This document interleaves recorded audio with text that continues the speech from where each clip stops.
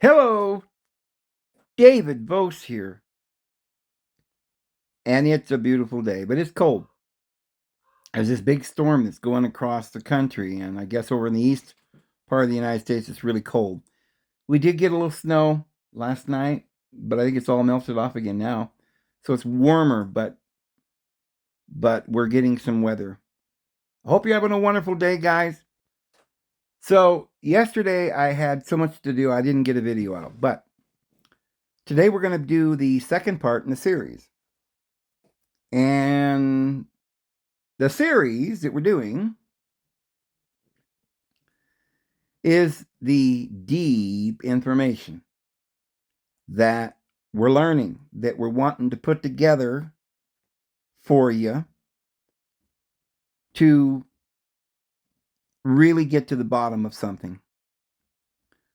So, and I was just telling a friend that up to now, it's like we've been in the dark. We've been literally doing it all in the dark. We have no idea what the truth is, except for what we're told. We trust people. We trust our religions, our scientists, our politicians. But nobody has ever really proven anything that they've been saying to us.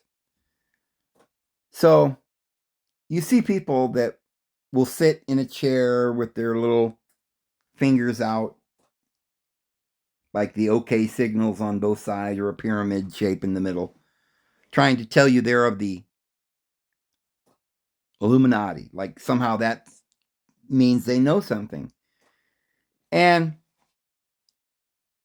our initial reaction is that, you idiot, come on now, just tell me what's going on, right? What are you hiding?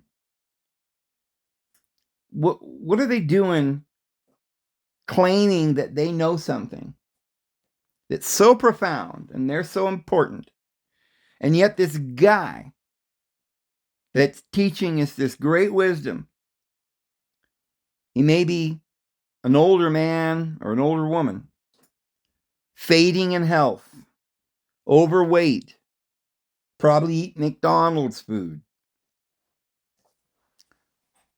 telling you how to live your life, telling you what the truth is, the secrets of life. But has any of them ever done a miracle? Has any of them ever raised somebody from the dead or healed the sick? None of them have. You look at Billy Graham or Oral Roberts. They were standing there on the pulpit, shaking their finger, you're gonna burn in hell. But they had nothing to back it up. They didn't speak with authority. Like it says in the New Testament, when they heard Jesus speak, they said he spoke with authority, as one who had authority. He knew what he was talking about. And not only did he know or sound like he knows what he's talking about, but he did things.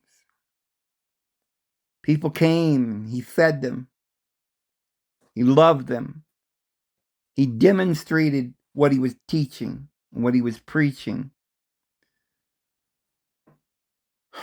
I'm going to share with you a lot of information today. What we're going to try and get to is the answer.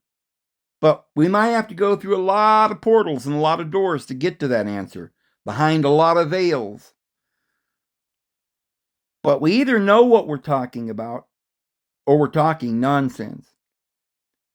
These people running around claiming that they've got some new revelation and they can't prove it. They can't demonstrate what it is that they're telling you. And you got all these people flocking.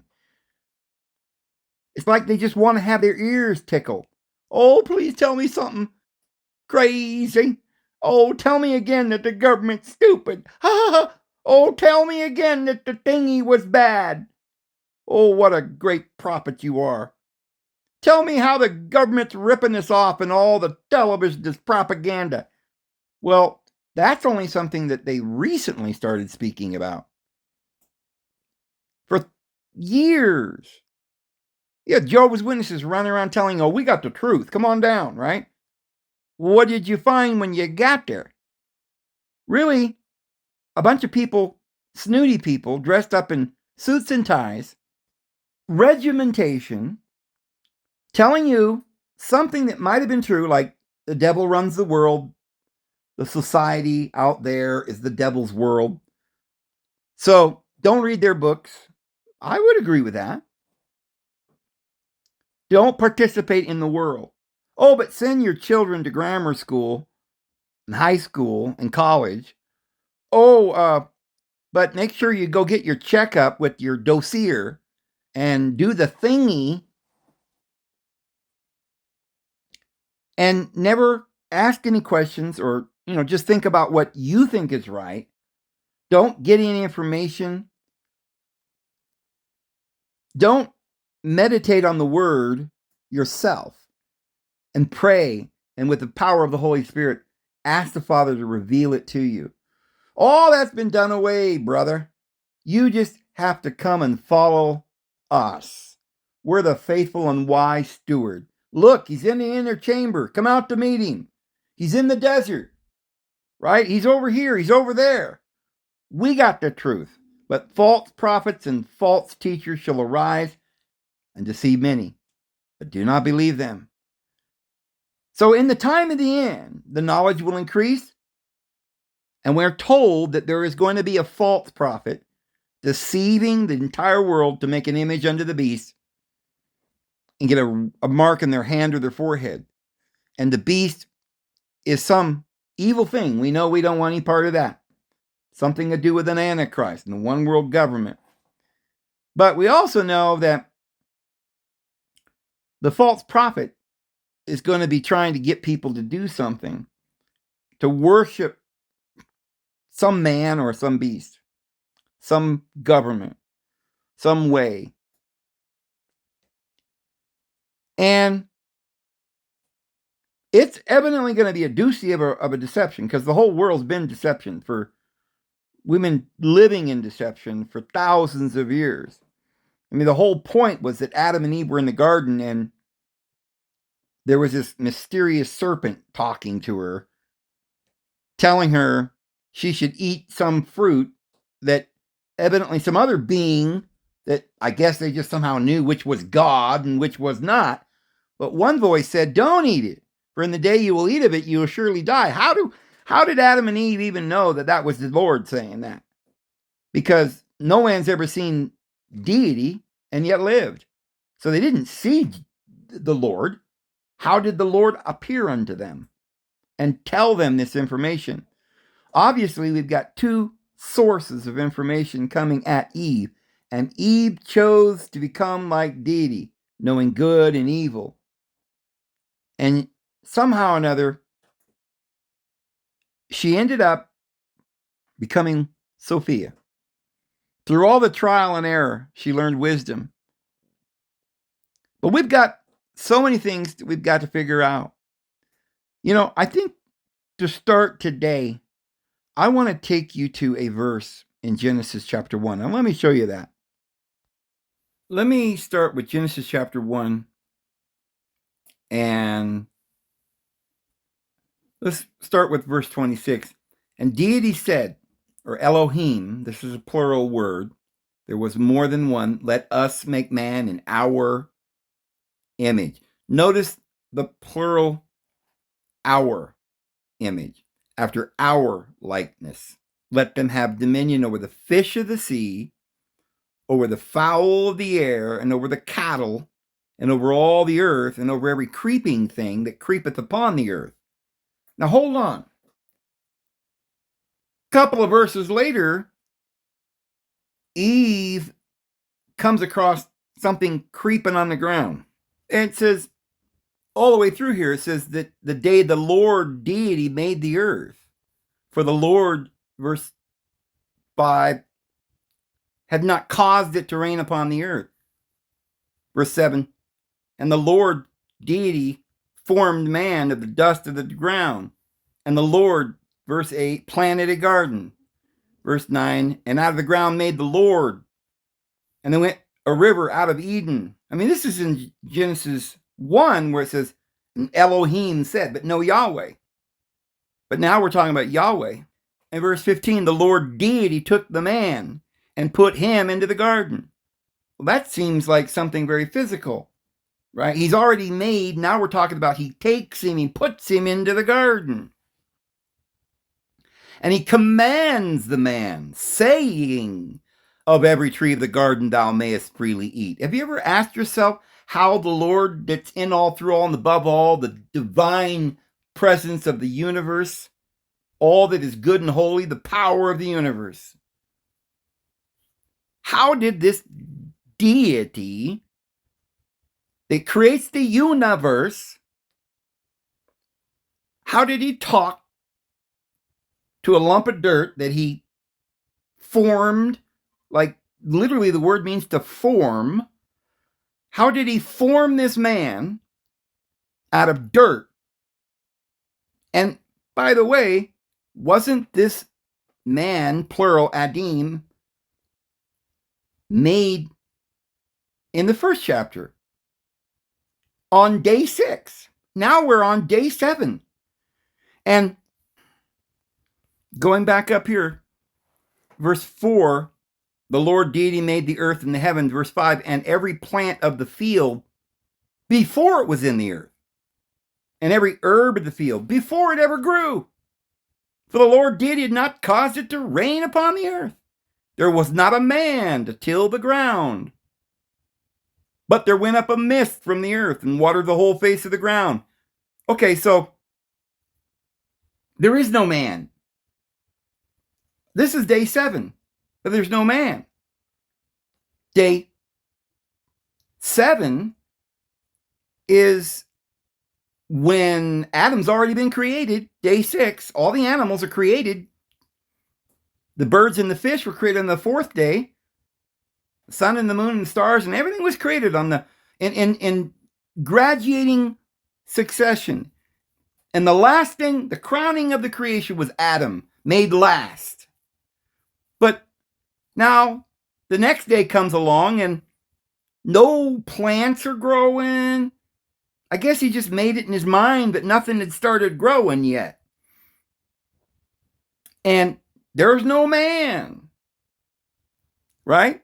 But 7, the Lord deity formed man of the dust of the ground and breathed into his nostrils the breath of life. And notice this, because up to this point, it's all been about Adam. We haven't seen no hide nor hair of Eve. Right? Male and female made he them. Genesis 1:26. But here we are, chapter 2, verse 6 and verse 7. No hide nor hair of Eve. And the Lord formed man of the dust of the ground and then breathed into his nostrils the breath of life. Well, the word breath is the word spirit. He breathed into him spirit. And the man became a living soul. Well, the word living there is Eve. It's a certain cognate of the same word. It means to live. And the word Eve means the source of life or the mother of life. And so now Adam's been called Adim, plural. Evidently, all of them, males and females, were all Adim, mankind. But there's no mention of Eve because Adam, on the day 6 that he was made immortal. Adam and Eve were there, male and female. But now we're on the next day, and there's nothing growing on the earth, and there's no animals running around, and there's no man. But the Lord takes the man, not on the 6th day, not the final thing that he makes, makes plants and then animals, then man. But no, he takes man, makes man first. And then breathes the spirit into man, and now he becomes Eve. How is that? Because, as we're going to find out, he cuts Adim, plural, in half, male and female. and not from the rib, but from one half. And later on, he says, I'm going to call this one's name Eve. She's bone of my bones and flesh of my flesh. She is one with me. But now she's been separated from me. And that's why we're trying to get back to this oneness, right? This thing that we're trying to accomplish at the end of Revelation, the great day of the great wedding. We got to have our white robes to be invited to the wedding feast when Adam and Eve will be reunited again. Well, there are two weddings, Jesus and Mary Magdalene and Adam and Eve. We'll talk about that. So as soon as the Spirit enters into the Adim, we've never heard of Eve because we've never heard of life. He was a dead form. He was just elements of the earth, dead, dying. He wasn't alive yet. The part of Adam that's alive is the Spirit. And then he cuts Adam in half. And then there's the spiritual part and the physical part. So what's really interesting is if you go down here, verse 18, and the Lord deity said, it's not good that the man should be alone or to be one. We don't want him being one with his living part. I will make him a helpmeet. Well, some translation says, I will make a helper for him. And the word is the exact same word. It's a different language. This is Hebrew. But in the New Testament, where it's written in Greek, Jesus says, I'm going to give you another helper. You had a helper, and what did that other helper do? Well, that helper was the Spirit. And the Spirit gave you life. But Jesus said, I'm going to give you another helper, the Holy Spirit. And you need no man to teach you. She will teach you all things you need to know. In the hour, you need to know it. And so the minute that Jesus gives us a helper, he gives us the Spirit. The minute that Adam gets a helper, it came right after he got the Spirit.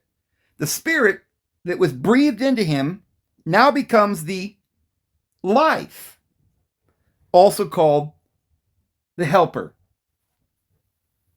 So there's where Eve was all that time before she appears. When Adam hadn't had the Spirit in him yet, he didn't have Eve yet. He was separated. But once he became one with the Spirit, then he was one. But Yahweh don't like that. It's not good for the man to be one, he says. We got to separate this. And then they defined that word life, or Eve, and said, bone of my bones, we're going to take it over here, one half, and that half is going to be Eve. So it's funny that the life that happened in the garden, remember, there was also an eyes that were opened because they knew they were naked. Now let me show you something here. This is still chapter 2. And Adam said, this is now bone of my bones and flesh of my flesh. She shall be called woman, because she was taken out of man. Well, really taken off of man. The half, the one side. Therefore shall a man leave his father and his mother, and shall cleave unto his wife, or the woman. There's no word wife in Hebrew, it's just woman. And they shall be one flesh. But what about the Spirit? Well, the Spirit's got to be veiled in order to stay one with just carnal flesh and not be aware of the truth. So they were both naked, the man and his wife, the woman, the man and the woman. Let's understand this is just two halves of one part. The one side and the other side, the man and the woman. They were naked, and they were not ashamed. It is very important that you understand. Why would the Bible say, by the way, after I got done making these humans, I want you to know they were both naked. That's right. We didn't go to the J.C. Penney's and get them clothes. The Lord hadn't weaved a garment for them yet. They were naked. Why is that important for us to know? Not only that they were naked, but that they were not ashamed. Well, let's go to the next chapter. There we go, Genesis chapter 3. Now the serpent was more subtle than any beast of the field which the Lord deity had made. Oh, Yahweh made this serpent. And this is not something that was supposedly spoken of in Genesis chapter 1, where it said he made the birds, the fish, and the beasts of the field, the cattle, the domestic, and the wild animal, and the creeping thing, but it doesn't specifically mention any serpents. Well, remember, this serpent evidently could walk or fly. Anyway, it wasn't creeping on the ground, because when Yahweh cursed the serpent, he cursed him to slither on the ground. Upon thy belly you shall go. Cursed of all the animals of the ground you shall be. So, before the curse, the serpent walked upright. Who could that be? Who was talking to Eve? Well, it's the flesh.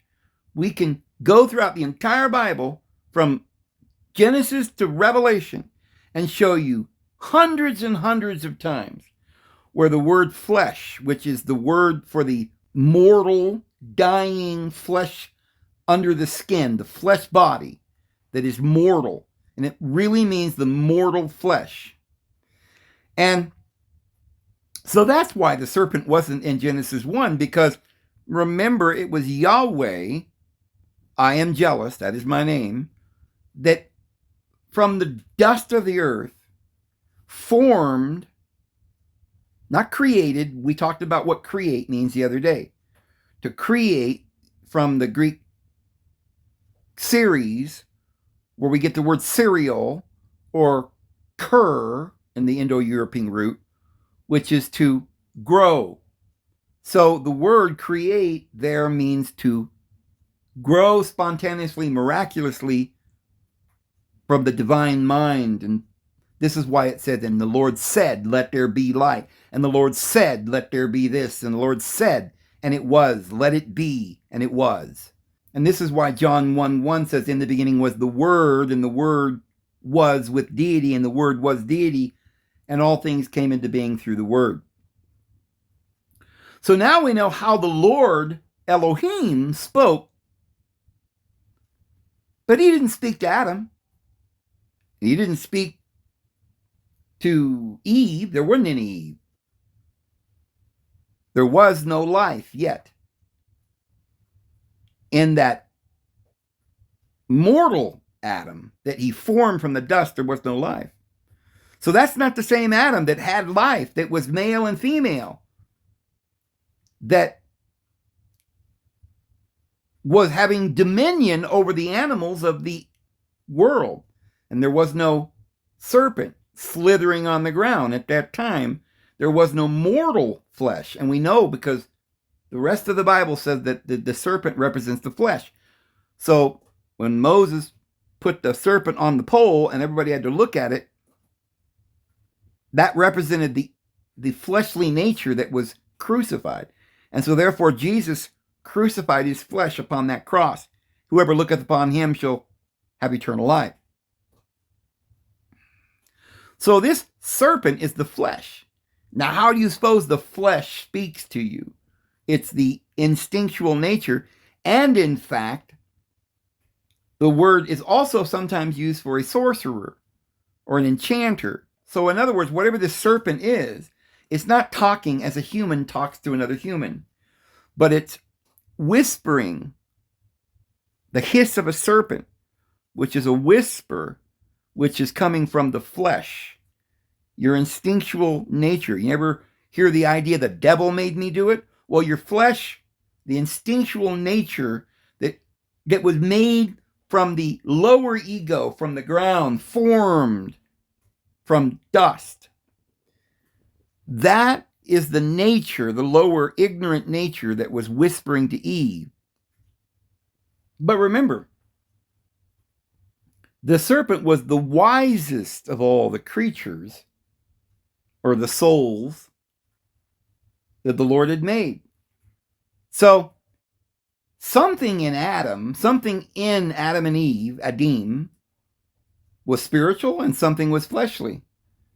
But the wisest part of this animalistic nature that the Lord formed from the dust of the earth, the wisest part of it was what was speaking to Eve. Now, what was that wise part?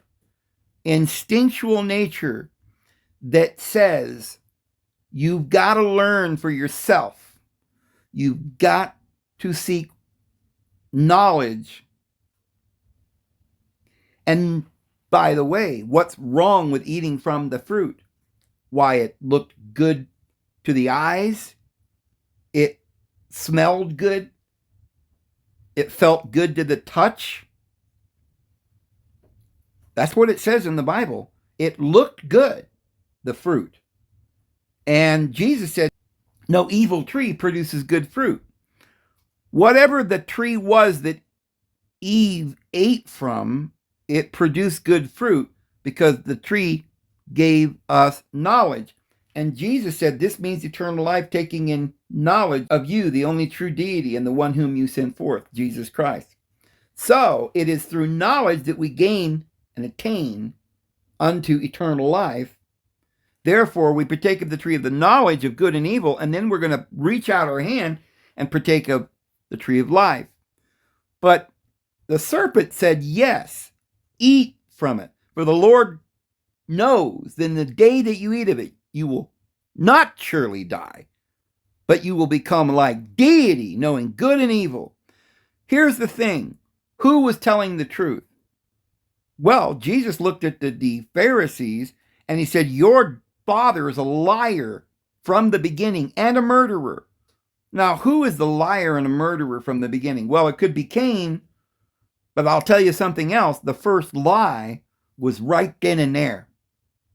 The first lie. Because the serpent said, the Lord knows that you will surely not die. He lied to you. But you will gain knowledge.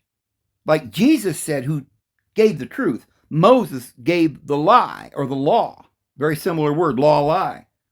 Accusations. But Jesus, I bring the truth. And the truth, you'll know the truth. And the truth will set you free. And Eve heard the truth from the wisest of the carnal fleshly nature, which at this time was not slithering on the ground, had not yet been cursed. Now, according to the apocryphal writings, the person that breathed or told Yahweh to breathe into Adam the spirit was Sophia. Sophia was the divine wisdom. And it was wisdom that made the lower ego. And it was Sophia that told Yahweh to breathe into Adam and give him the spirit. And then Adam came to life, and then there was Eve. And then that Sophia entered into Eve. She did so because, as Jesus said, she will teach you all things you need to know. She will be with you. She loves you.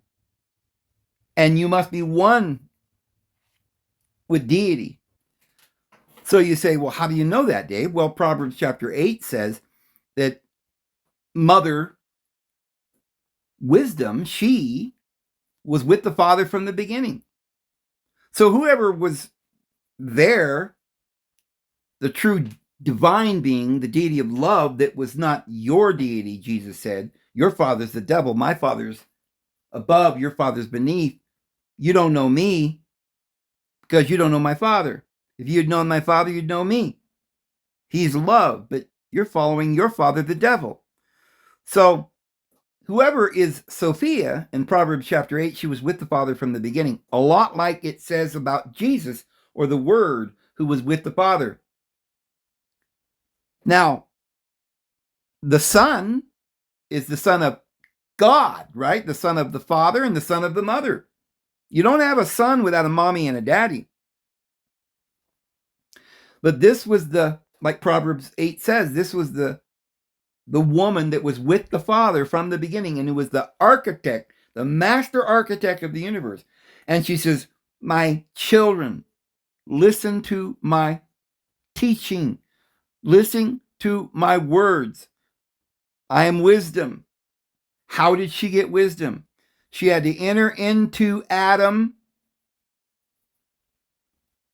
when the Spirit was breathed into Adam.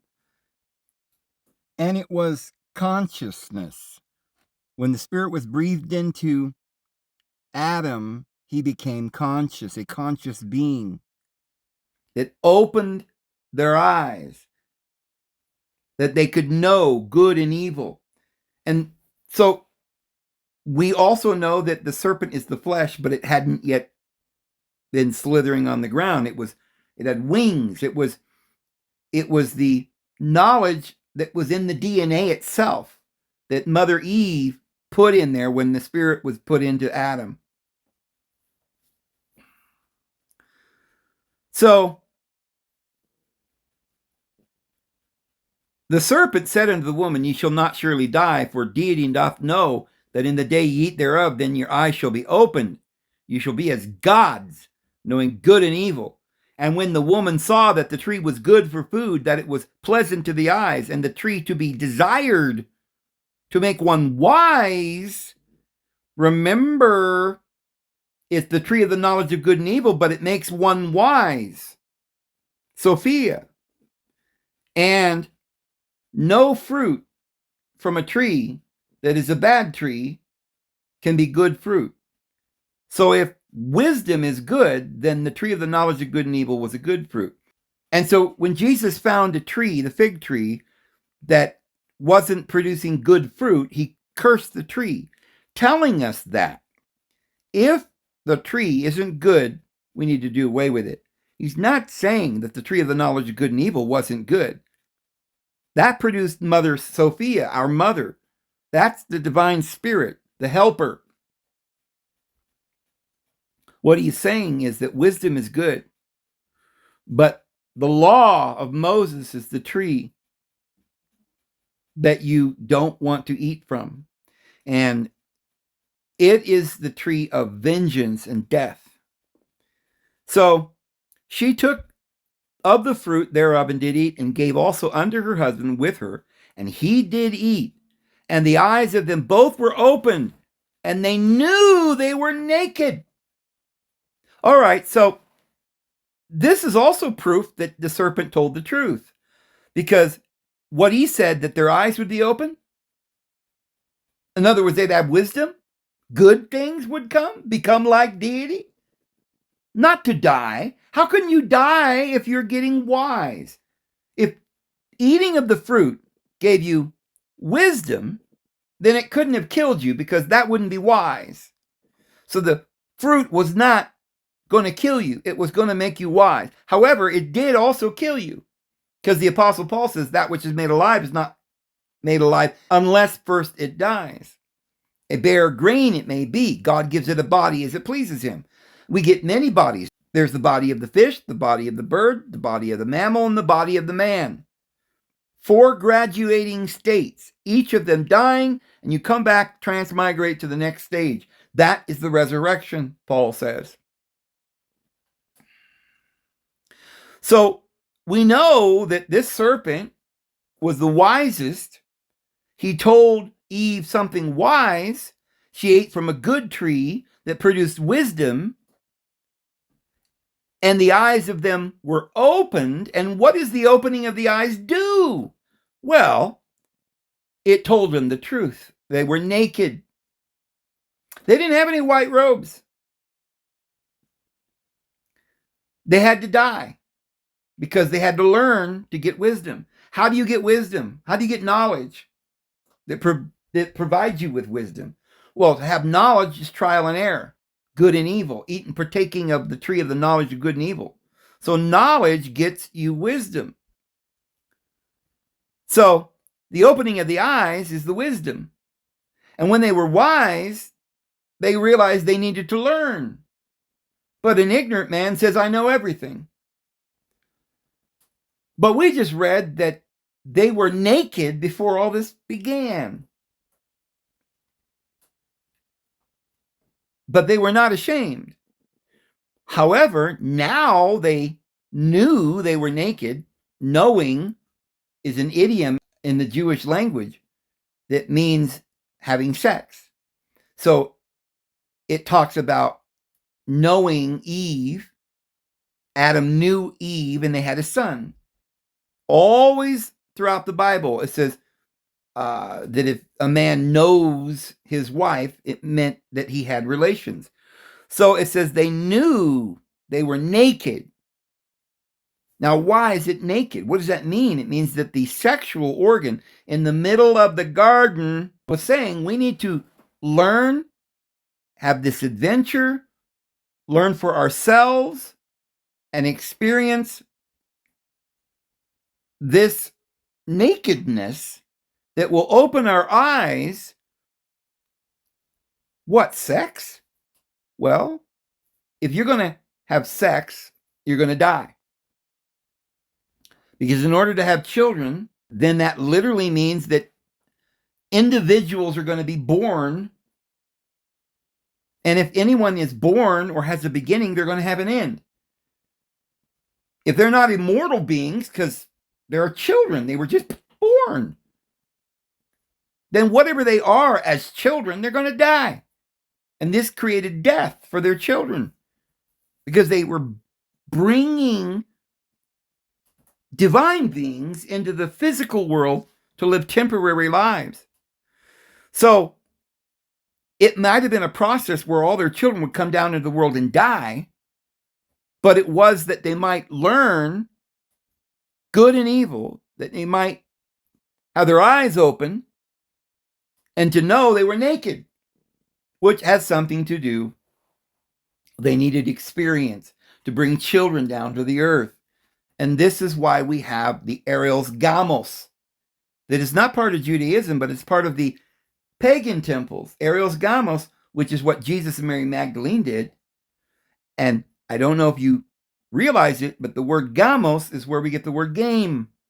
It's the holy game. And today we're learning about the holy game, about the opening of the eyes and the learning of wisdom coming into the world through sex.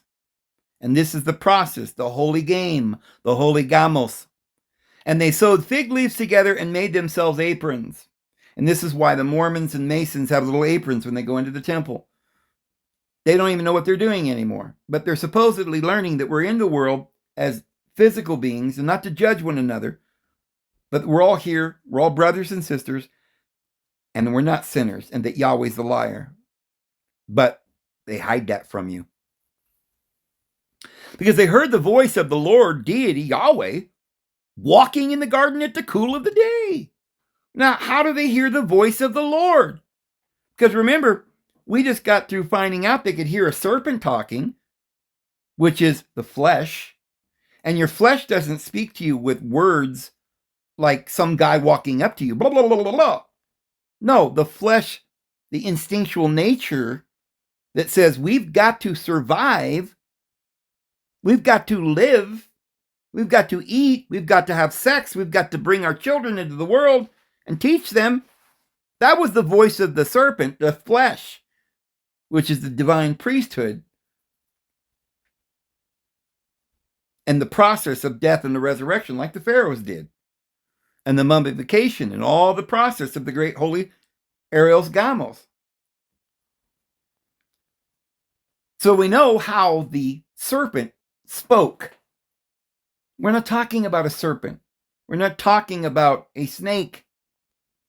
This is an esoteric work that is teaching you deep esoteric wisdom.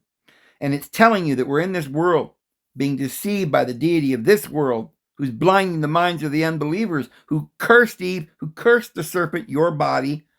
But it was all necessary because we all had to come down here to get our bodies and overcome all of this and learn by the things in which what we suffered. So now we got the Lord deity walking in the garden. Was he walking? Did he have legs? Who was this guy?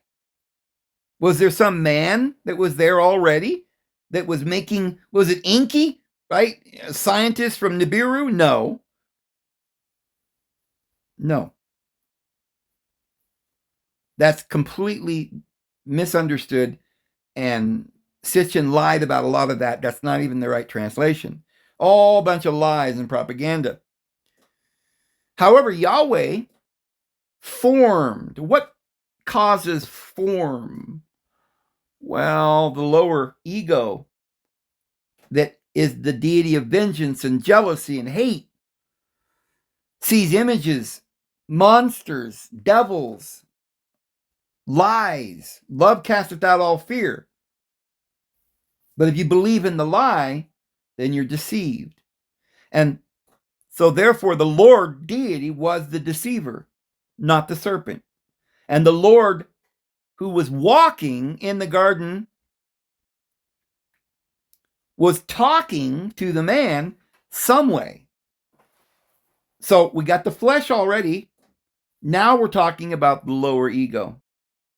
So the voice of the I am vengeance, Yahweh, that means it's a verb.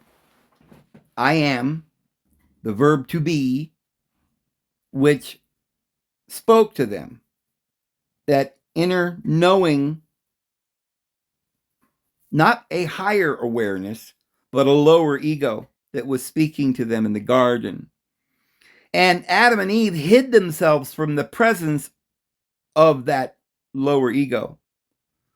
So that was probably good that they hid themselves from that amongst the trees of the garden. You see, because they were spiritual beings and they had never been in this carnal world. They knew they had to go through this. They were going to learn from this. So why did they hide themselves among the trees of the garden? Well, because they were standing there in the garden and there were some trees, and some of the trees had knowledge, and through knowledge, they could hide themselves from this lower ego. But it's not enough, because basically that lower ego is the devil, the liar, that has to be thrown out. He's talking to you. You don't want that devil talking to you, accusing you before your Father's throne by means of law day and night. No, we don't want to hear the lies of the accuser. That's who's speaking, the liar. Your father's a liar from the beginning, and he stood not in the truth. He's the liar and the father of the lies. And they were listening to this lower ego, the liar, fear, hate, vengeance. And the Lord deity called unto Adam and said unto him, where are you? You see, because it wasn't Adam saying, where are you? Oh, Adam saw perfectly well his lower ego when he was descending into the realm of death. He heard the lower ego, but the lower ego could not see Adam because he was hiding in knowledge and learning wisdom. So Yahweh said, where art thou? And he said, I heard thy voice in the garden. Oh, the garden, that's the astrological wheel with all the zoology, the zodiac, the animal natures that were made from the dust. The highest of which was the serpent, or the seraphim, and this is the plan, the graduating scheme, to going through the reincarnation cycles from birds, from fish to birds to mammals to men. And then in the resurrection into eternal life will be like that of the sun or the moon, or like that of the stars, and each star differeth from star in glory. We'll have eternal progression when we have immortality. But right now we're graduating through these animal natures that we have to have dominion over, right? And one of these animals that we should have dominion over, the wisest of all of them, when you start getting dominion over them, like a dog, if you have a dog and you have dominion over your dog, you don't kick it, you don't hate it, you listen to it. You work with it. Because you know why? Because that's part of your nature. You're listening to something within yourself. But you don't want to listen to the liar. And so the lower ego said, who told you you were naked? How did you understand that? What are you awakening? You're getting smarter? Are you finding out that I lied to you? You're waking up and you found out you were naked? That you don't have enough righteousness? That you don't have enough knowledge? You haven't graduated from the class and got your white robe yet? And how did you find this out? So that you could take this journey. Hast thou eaten of the tree whereof I commanded thee that thou shouldest not eat? Yeah, I know that if you eat from the tree of the knowledge of good and evil, I was lying to you. I already knew that. In fact, now that you've done it, I'm going to have to get rid of the tree of life, cast you out of the garden, because you peradventure you might put your hand out and eat from that and live forever. Being like deity and living forever would be equal to me and greater than me, and I wouldn't have a place up here. I'm a jealous deity. You got to bow down and worship me and only me. And the man said, the woman whom thou gavest to be with me, right? This spirit, this wisdom that was breathed into the flesh, the spirit that had this nature of a divine being with wings flying, came down, the thing called the seraphim. And it was my enlightened flesh. And it told me the truth, and I did eat. And the I am vengeance said unto the woman, what is this that thou hast done? And the woman said, the serpent beguiled me, and I did eat. Oh, well, now the woman is not speaking the truth.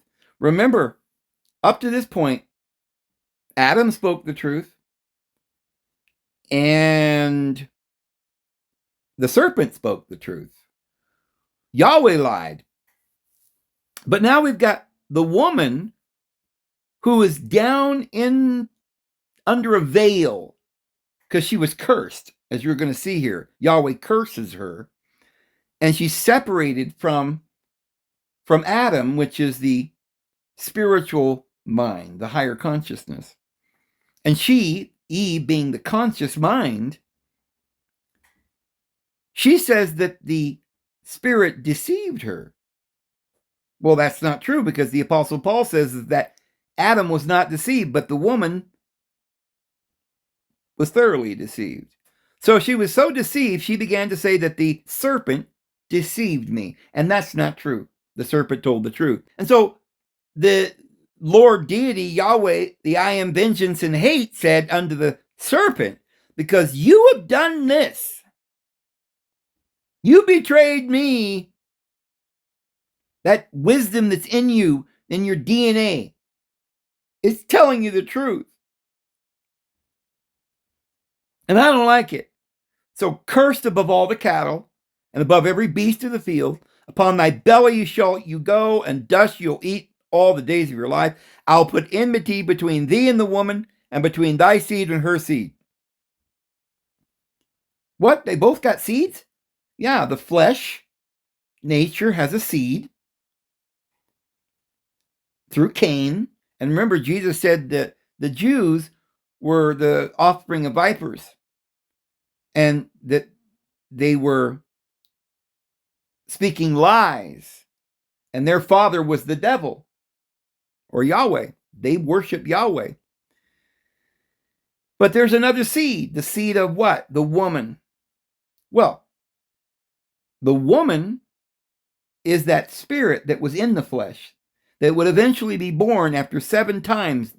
The flesh has to go through the learning process, 7 veils. And the 7th in line from Cain was Lamech, and he produced a woman, Naamah, or Anamama. And Naamah is our divine mother, who is redeemed by the divine Father in a union so they can become one again. So then unto the woman he said, I will greatly multiply thy sorrow and thy conception. So the children that we're going to have is going to come forth in pain. The whole process is going to be painful. This woman didn't do this because she wanted to have pain. Why does a woman have a baby? She's going to nurture that baby. She's going to cradle that baby. She's going to love that baby, protect that baby, nurture it until it grows strong. And then that child will grow up and be the heir. And that child will be the heir of all the world, all the kingdom, and will sit upon the throne of his father. So then he goes on to curse the ground, and people think that this cursed God is their deity, when Jesus told us full well he is the devil. So I read all this to you because I want you to understand that we're not understanding the Bible, and that whatever the message is here, it's something that you haven't been taught as a Christian or as a Muslim or even any other religion, because all religion is to realign you back to this evil wickedness, and government is to control your mind. And the letter of the law is a curse, a bondage, and a curse. And after all of that, the law is holy and good. And why? Because those who follow after the Spirit, they will attain, because the Spirit is eager, but the flesh is weak. So, we're talking about all of this because we need to understand what the Bible's trying to get across to us from all these parables. And then once we understand what the Bible's trying to tell us, then we're going to have to learn to practice the truth and learn how to let go of the lie and no longer be bound by this defiled lie that's gotten into our sanctuary. We've got to say, get thee behind me. We've got to understand what it means that we are the children of the living deity.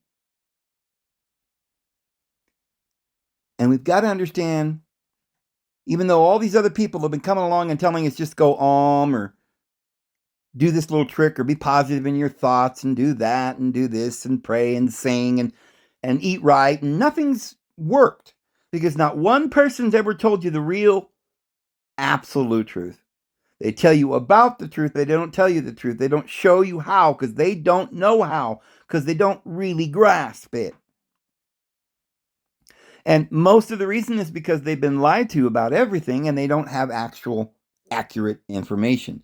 Through knowledge, we're going to attain wisdom. But if we have lies, we won't attain wisdom.